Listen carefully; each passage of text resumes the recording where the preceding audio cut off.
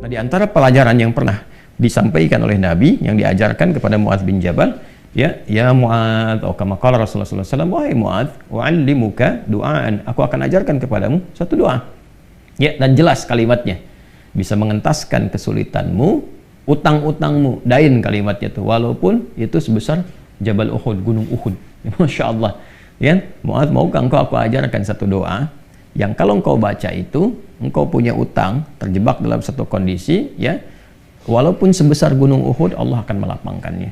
Ya, teman-teman yang pernah umrah, pernah haji, tahulah seperti apa gunung Uhud itu. Ya, panjangnya luar biasa dan seterusnya. Itu ilustrasi. Ya, bukan berarti harus segunung Uhud begitu. Gambarannya sebanyak apapun. Kalau benar-benar kita terkoneksi dengan Allah, bukankah Allah Maha Kaya, Maha segalanya, yang mudah mengangkat, mudah menurunkan, mudah memberi, mudah juga menghilangkan sesuatu, mengangkat yang baik, memberi yang baik, menghilangkan yang buruk, gitu kan? Dan seterusnya. Maka Muadz tentu mengiyakan, dan Nabi kemudian sallallahu alaihi wasallam memberikan petunjuk doanya, gitu kan? Maka beliau memulai dengan Allahumma, gitu kan? Kalau kita baca ayatnya kan kulillahumma, ya. Nah, kita bisa bacakan langsung potong dari kata Allahumma-nya berdasarkan pengajaran dari Nabi sallallahu alaihi wasallam kepada Muadz bin Jabal. Itu bisa dicek di hadisnya. Allahumma malikal mulki. Coba buka mushafnya ya. Buka mushafnya. Teman-teman buka mushaf ini, mushaf masing-masing di rumah, cari Quran surah ketiga Ali Imran ayat 26. Kan kata kulnya di situ, kalau kita baca Quran harus dibaca semuanya, kulillahumma. Tapi kul itu kan katakan, ya, perintah Allah kepada Rasulullah. Nah, kita bisa dalam konteks berdoa, kita bisa langsung bacakan dari Allahumma-nya. Allahumma malikal mulki. Saya ulang ya. Allahumma malikal mulki, tu'til mulka man tasha' wa tanzi'ul mulka mimman tasha' wa tu'izzu man tasha' wa tudhillu man tasha' biyadikal khair innaka 'ala kulli syai'in qadir. Jadi dimulainya dari Allahumma-nya sampai ke ujung ayatnya. Sudah? Dah ya? Kemudian teruskan Rahmanad dunya, Rahmanad dunya. Saya tulis ya, teman-teman itu bisa screenshot ya. Rahmanad dunya wal akhirah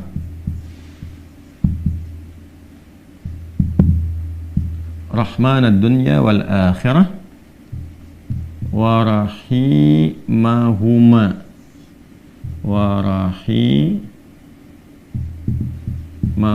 Teruskan.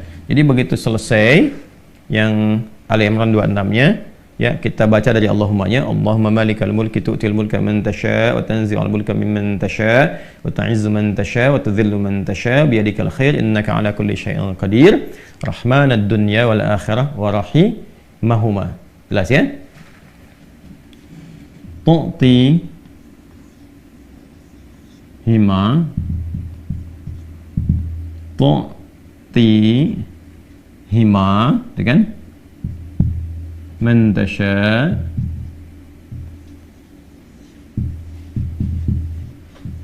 dah, wa tamna'u minhuma man tasha'.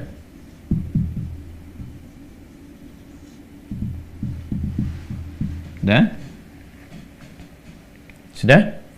Rahmanad dunya wal akhirah wa rahimahuma, asalnya ya Rahman, ya Rahmanad dunya wal akhirah. Karena kita ingin cepat. Biasanya kan orang memohon tuh kalau punya utang pengen cepat dilepaskan kan? Maka caranya biasanya dilepaskan huruf ya-nya dan menunjukkan ini fathah untuk menunjukkan ada ya sebelumnya. Asalnya ya Rahmanad dunya wal akhirah. Kita percepat supaya kita minta sesuatu dipercepat. Rahmanad dunya wal akhirah wa rahimahuma tu'tihima man tasha' wa tamna'u minhuma, ya kan? Man tasha'. Allahumma malikal mulki tu'til mulka man tasha'. Ya Allah yang menggenggam segenap kekuasaan, Engkau memberikan kekuasaan pada siapa yang Engkau kehendaki. Wa tanzi'ul mulka mimman tasha', dan juga mencabut, mengambil kekuasaan dari siapa yang Engkau kehendaki. Wa tu'izzu man tasha', Engkau mengagungkan, mengangkat siapa yang Engkau kehendaki. Wa tudhillu man tasha', dan Engkau bahkan merendahkan di antara makhlukmu yang Engkau kehendaki sesuai dengan hukum-hukummu. Biyadikal khair, segala ketetapan kebaikan dan segala kemuliaan ada dalam ketetapanmu. Innaka ala kulli syai'in qadir. Hanya Engkau yang paling kuasa untuk menetapkan segala hal. Rahmanad dunya wal akhirah. Ya Allah, yang maha pengasih, yang sempurna kasihnya dalam urusan dunia dan akhirat.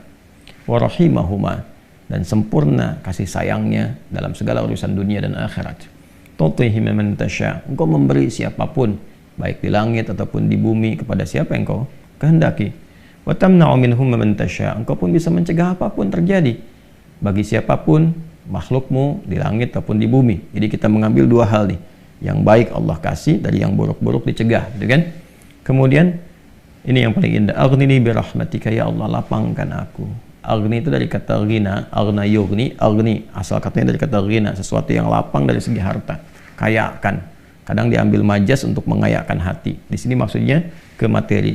Kayakan aku ya Allah, berikan aku kecukupan yang melapangkan aku, ya kan, dari urusan-urusanku. Maksudnya ini terkait hutang. Bi rahmatika, dengan rahmatmu. Ya ini bahasanya indah sekali, ini balaghahnya tinggi banget ya. Ya kalau kita ambil ke bahasa kita kan begini. Ya Allah, yang paling sayangkan Engkau, yang paling punya kan Engkau, yang menguasai dunia dan akhirat kan Engkau, yang memiliki kebaikan kan Engkau, yang mencegah dari segala yang sulit pun kan Engkau, yang punya solusi semuanya Engkau. Maka dengan kepasrahanku kepadamu dan pengakuanku atas semua rahmat dan kekuasaan keagungan yang Engkau miliki, aku memohon dengan rahmatmu, dengan kasihmu, hanya Engkau yang sayang ya Allah, yang bisa menyelesaikan urusanku, ya, dan dengan rahmatmu aku mohon, yang bisa melapangkan keadaan hartaku untuk melunasi utang-utangku. Kalau aku memohon kepadamu saja dengan segala kasih sayangmu, kepada sifat sayangmu, ya kan? Kalau aku memohon dengan segala sayangmu belum Engkau kabulkan, maka kepada siapa lagi aku mesti mohon? Sedangkan Kau yang paling sayang kepadaku. Kalau yang paling sayang saya tidak memberi, lantas kepada siapa saja? Ya, kepada siapa lagi aku mesti memohon?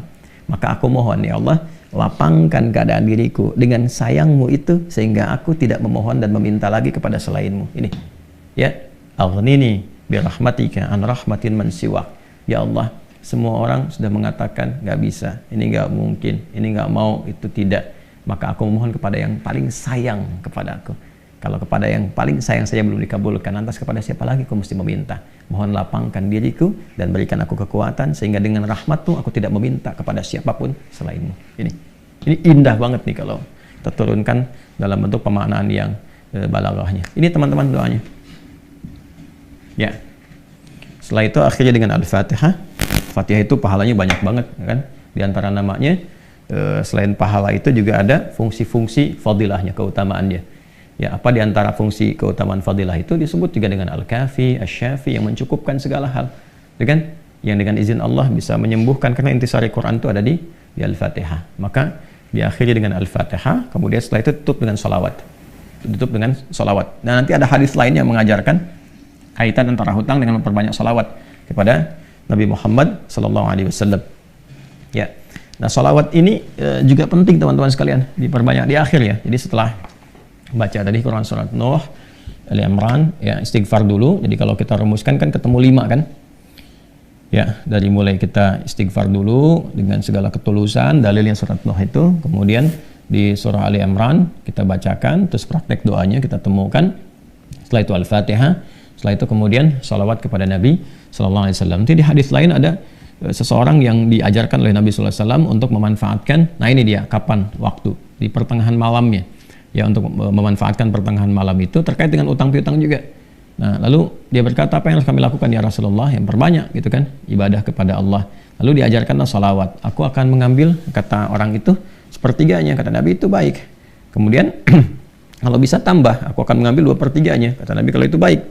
Lalu kalau bisa tambah, aku akan mengambil keseluruhannya. Ketika orang itu menghidupkan salawat di akhir-akhir malam itu, ya maka Nabi SAW langsung berkomentar, kama qala Rasulullah SAW, maka Allah akan mencukupkan, bahkan melebihkan apapun yang kamu rasakan gitu ya, yang kamu hadapi. Nah, itu beberapa ulama menempatkan bab itu dalam pengentasan utang piutang. Jadi kalau kita temukan, ketemulah kemudian di sana 5 bagian, yang kelimanya ditutup dengan keadaan ini kapan, yaitu waktunya tengah malam, dan ditunaikan diawali dengan sholat dulu untuk mengoneksikan diri kita kepada Allah Subhanahu wa Ta'ala. Jadi kalau Anda bertanya kapan ini dibacakan, ya saya ulangi, kapan ini dibacakan, yang paling pokoknya adalah di pertengahan malam, di 1/3 malam.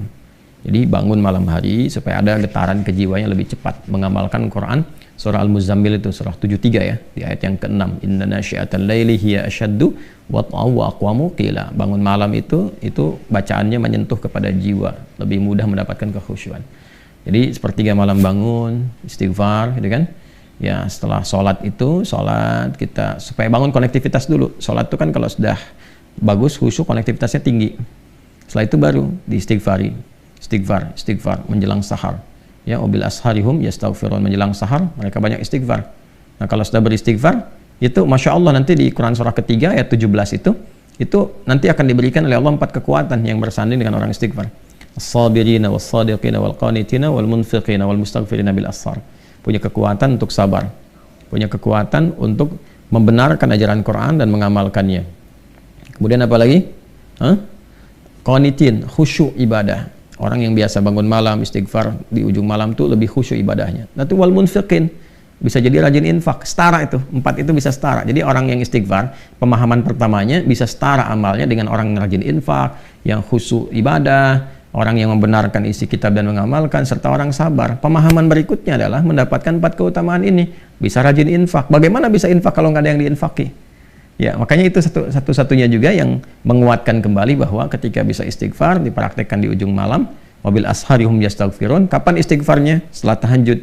Dari mana taunya? Quran surah 51 dari ayat ke-15 sampai ke-18. Innal muttaqina fi jannati wa 'uyun akhidina ma atahum rabbuhum innahum kanu qabla dzalika muhsinin. Ayat 17-nya, kanu qalila minal laili ma yahja'un. Itu kan mereka itu orang-orang yang sedikit tidurnya, maksudnya menghidupkan malam, rajin tahajud. Setelah itu apa? Wabil asharihum yastaghfirun. Menjelang waktu sahar, sepertiga malam ke waktu sahar, ya dekat-dekat ke fajar, dia banyak istighfar. Nah, saat istighfar itulah dia dapatkan sampai hatinya khusyuk, baru bacakan ini. Ya Allahumma malikal mulki tu'til mulka man tasha' wa tanzi'ul mulka mimman tasha' wa tu'izzu man tasha' wa tudhillu man tasha' biyadikal khair innaka 'ala kulli syai'in qadir. Ar-Rahmanad dunya wal akhirah. Itu tulisan ke sana. Wa rahimahuma tu'tihuma man tasya' wa tamna'u minhum man tasya'. Kemudian teruskan langsung ke bawah. Aghnini bi rahmatika an rahmati man siwak. Minta kepada Allah. Ya, setelah itu boleh sertakan kemudian bahasa-bahasa kita minta. Terus baca Al-Fatihah, tutup dengan salawat kepada Rasulullah sallallahu alaihi wasallam. Ya, itu dibiasakan. Nah, sampai mendapatkan kekuatan, tapi bukan berarti tidak berikhtiar. Setelah itu ikhtiar tetap. Ya, tetap berikhtiar. Ya, bagaimana cara berikhtiarnya? Ya, itu bisa kita bekerja dengan baik. Kalau nggak ada modal sama sekali, misalnya kita berikhtiar dulu dengan amal kebaikan, datang ke masjid, berusaha rapi-rapi, gitu kan? Kemudian kita lihat ke DKM-nya, misalnya mengajukan dulu permintaan, nggak usah banyak-banyak pinjamnya, pinjamlah misalnya 100.000, 200.000 atau 500.000. Kemudian setelah itu cari peluang-peluang, misalnya di majelis-majelis ilmu kan banyak orang belajar itu. Ya, belilah modal tertentu, beli makanan atau minuman, terus kontak ke DKM-nya, sampaikan.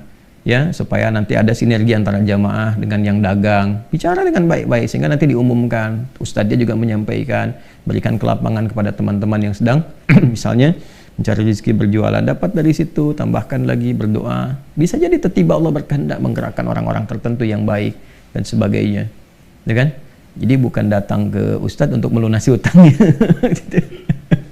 Saya lihat beberapa teman-teman tuh kalau minta, saya terjebak riba gini, gimana solusinya? Mau minjam, mau minta dilunasin. Teman-teman saya itu udah tugasnya ngajar. Kalau antum tanya doang saya jawab, tapi ya, kalau urusan dunia carilah gitu kan, terkait dengan dunianya. Bisa antum ke Basnas, bisa ke bagian DKM masjid, bisa ke teman-teman pengusaha yang muslim yang baik-baik ya. Kalau saya kan ngajar gitu. Ya, kalau ada alhamdulillah, kalau ada itu kan. Ya, kalau yang sifatnya terkait dengan bimbingan itu lebih